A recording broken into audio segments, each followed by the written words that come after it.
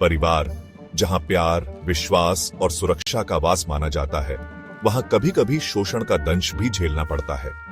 यह शोषण शारीरिक या मानसिक ही नहीं, बल्कि आर्थिक भी हो सकता है। अक्सर यह शोषण इतनी चालाकी से होता है कि पीड़ित को खुद इसका एहसास नहीं होता। यह जानना जरूरी है कि परिवार के भीतर आर्थिक शोषण एक गंभीर समस्या है। इससे न केवल व्यक्ति की आर्थिक स्थिति कमजोर होती है, बल्कि उसका आत्मविश्वास भी चकनाचूर हो जाता है। ऐसे में जरूरी है कि हम इस समस्या को समझें और इससे बचने के उपाय करें।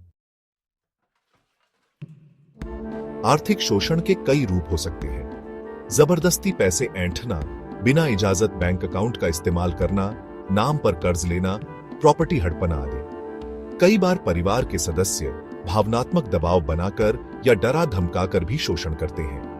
ऐसी स्थिति में खुद को आर्थिक रूप से सावधान और सतर्क रखना बेहद जरूरी है। कई बार अभिभावक भी बच्चों के साथ हो रहे शोषण पर चुप्पी साधे रहते हैं। इसकी कई वजहें हो सकती हैं। उन्हें डर होता है कि विरोध करने पर परिवार की बदनामी होगी। कई बार वे खुद भी शोषण का शिकार होते हैं और विरोध करने की हिम्मत नहीं जुटा पाते।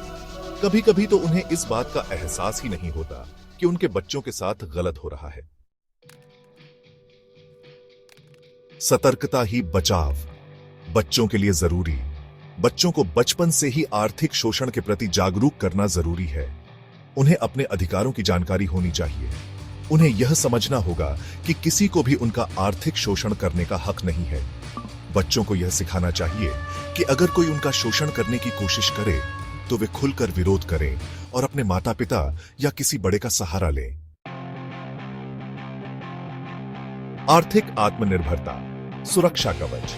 आर्थिक रूप से आत्मनिर्भर होना आर्थिक शोषण से बचने का सबसे कारगर तरीका है। शिक्षा और रोजगार पर ध्यान देना, अपनी आमदनी का सही प्रबंधन करना और बचत करना, ये कुछ ऐसे कदम हैं जो आपको आर्थिक रूप से मजबूत बना सकते हैं और शोषण से